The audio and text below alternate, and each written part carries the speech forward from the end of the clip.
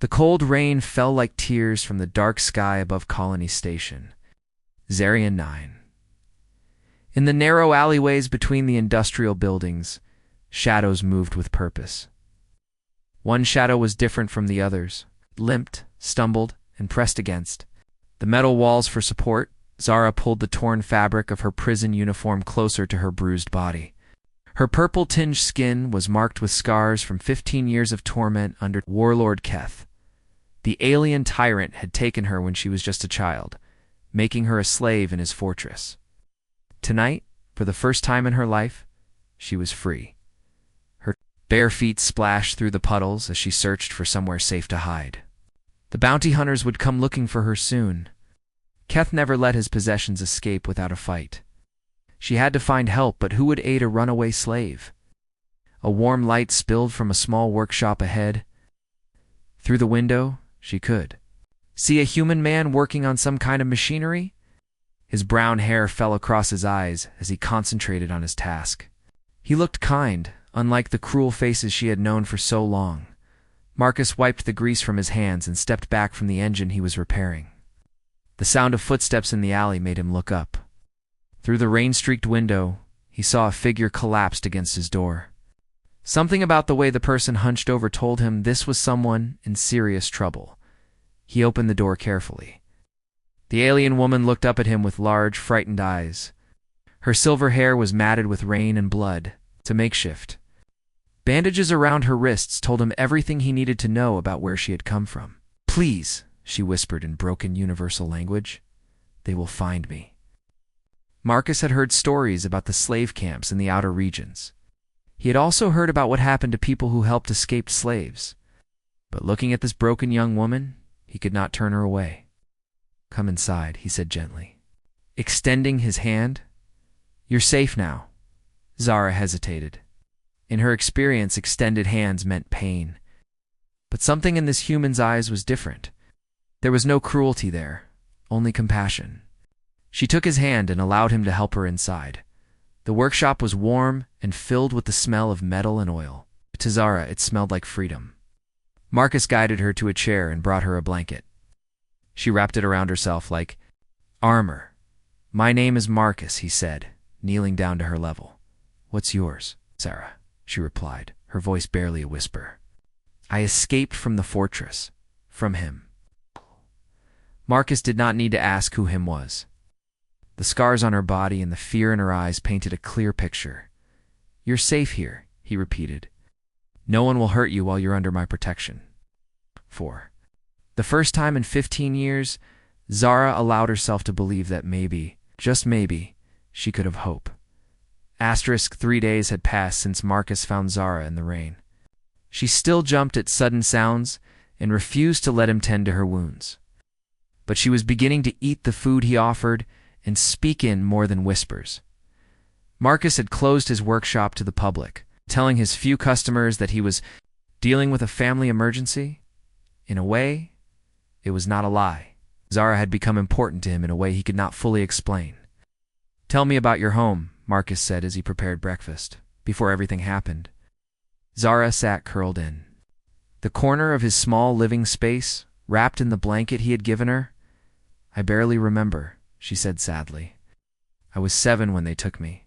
I remember my mother's singing voice and the way the twin suns looked when they set over our village."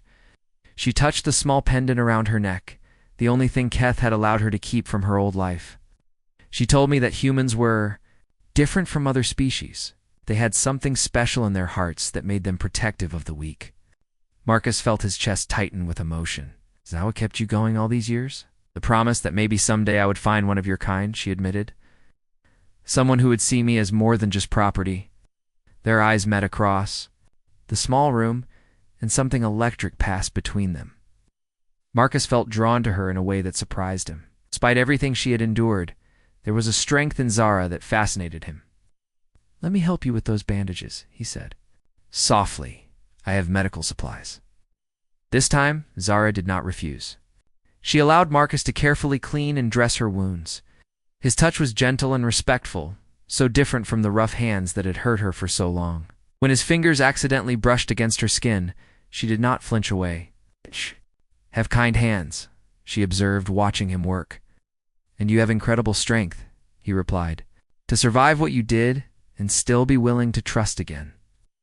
As the days turned into weeks, their bond deepened. Zara began to help Marcus in his workshop, her quick mind easily understanding the mechanical systems he repaired. She laughed at his jokes and shared stories of her dreams for the future. One evening, as they worked side by side on a particularly difficult engine repair, their hands touched as they reached for the same tool. Neither of them pulled away.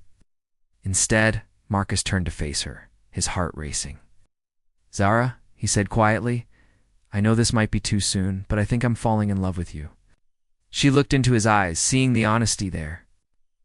"Thought I could feel this way about anyone," she whispered. "But you make me feel human, even though I'm not. You make me feel more human than I ever have," he replied, gently touching her face.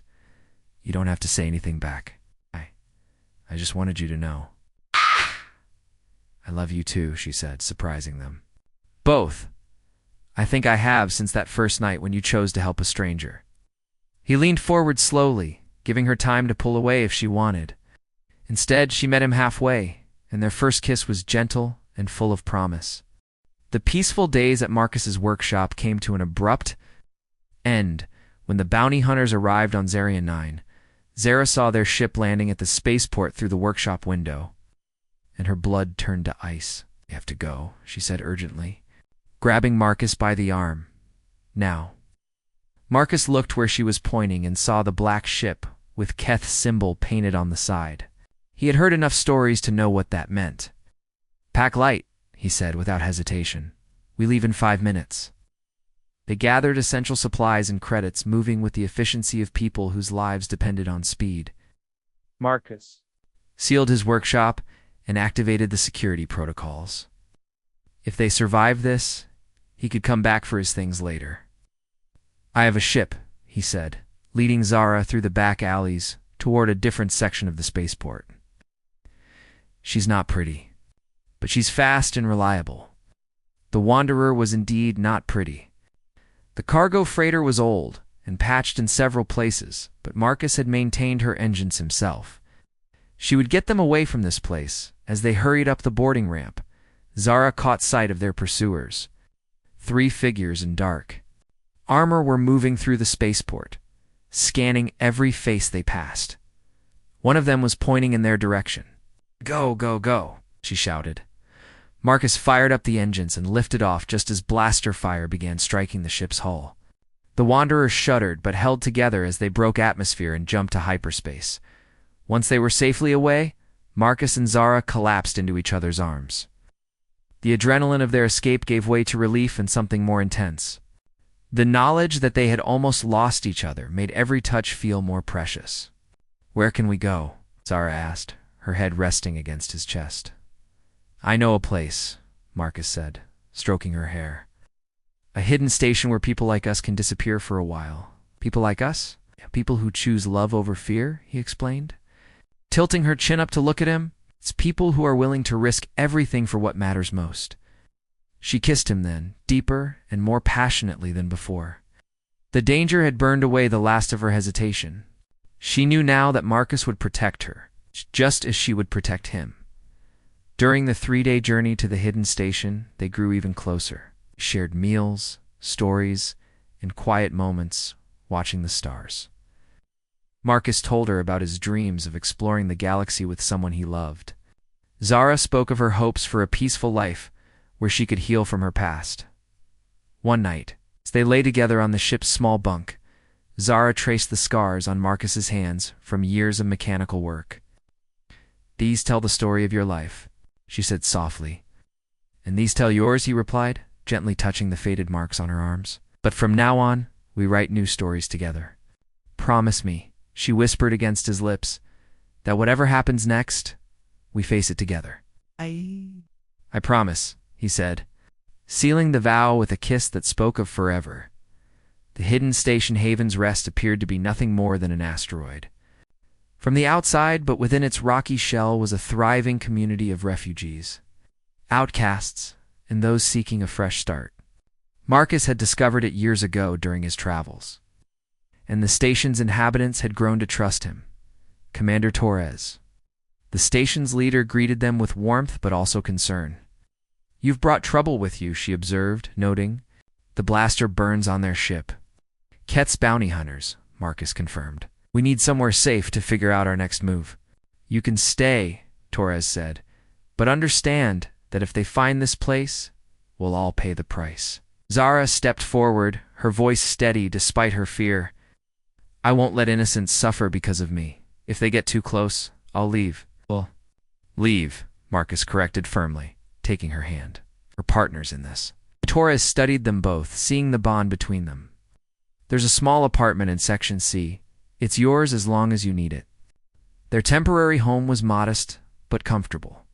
With a large window showing the star field beyond the asteroid's camouflage, for the first time since their escape, they could truly relax. "Never thought I'd see stars from inside a safe place." "Again," Zara said, standing at the window. Marcus came up behind her, wrapping his arms around her waist. "What do you see when you look at them?" "Possibilities," she said, leaning back against his chest. "A future I never dared to dream about." He turned her in his arms, looking deep into her eyes. "What kind of future?" "One where I wake up next to you every morning," she said without hesitation. "Where we build something beautiful together, maybe have children who never know what it's like to live in fear." The love in her voice made his heart race. "I want that too," he said. "More than anything I've ever wanted." Their kiss was tender at first, then grew more passionate as weeks of suppressed desire and the relief of safety overwhelmed them both. They moved together toward the small bedroom, hands exploring and hearts racing. "Are you sure?" Marcus asked, even though every fiber of his being wanted her. "I've never been more sure of anything," Zara replied, her fingers working at the fasteners. "Of his shirt? I want to be yours completely." They made love slowly and tenderly, each touch a promise and each kiss a vow. Zara had never experienced such gentleness, such patient care for her pleasure as well as his. Marcus worshipped her body with reverent hands, showing her that love could be healing instead of harmful. Afterward, they lay entwined, watching the stars through their window. "I love you, Zara," Marcus said, his lips against her hair. "Whatever it takes, we'll build that future together." "Then I love you," she replied, tracing patterns on his chest. "You saved more than my life that night. You saved my soul." The following weeks in blissful peace, working together in the station's workshops and exploring their relationship without the pressure of immediate danger, Zara's nightmares became less frequent, replaced by dreams of the life they planned to build. But their peace could not last forever. The universe had other plans. Freedom's final battle, the alarms began blaring just after dawn, their harsh sound cutting through the peaceful morning atmosphere of Haven's Rest. Marcus jolted awake to find Zara already sitting up, her face pale with recognition. He found us, she said simply. Commander Torres' voice crackled over the intercom system. "All residents to emergency positions. We have incoming hostiles. This is not a drill." Through their window, they could see Keth's massive warship approaching. The asteroid. The warlord had not come with just bounty hunters this time. He'd brought an army. "He won't stop," Zara said, her voice filled with resignation. "He'll destroy this entire station to get me back." "Then we don't give him the chance," Marcus replied firmly. He pulled on his clothes and began gathering their weapons. Torres mentioned the station has defensive systems. "Fight." "Marcus, you don't understand what he's capable of, and he doesn't understand what we're capable of together," Marcus interrupted, taking her hands in his. "You're not the terrified slave girl who escaped his fortress anymore. You're a woman who deserves her freedom, and I'm not letting anyone take that away from us." The conviction in his voice gave Zara strength. She nodded and began preparing for battle alongside him. If this was to be their final stand, they would face it together. The station's defenders gathered in the command center, a mixture of former soldiers, traders, and citizens who had found sanctuary here. Commander Torres outlined their defensive strategy, but everyone knew they were vastly outgunned. "Keth's hailing us," the communications officer reported. "Put him through," Torres said grimly. The view screen filled with the image of Warlord. Keth, His scarred face twisted in familiar cruelty. His red eyes locked onto Zara immediately.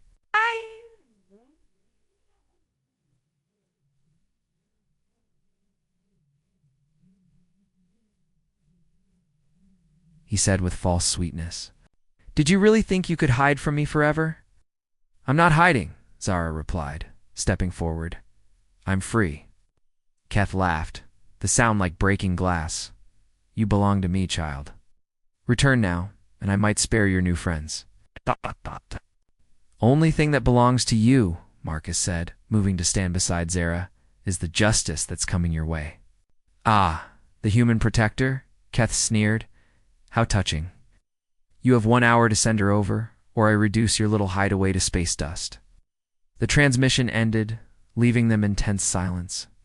We can't fight his entire fleet, one of the defenders said.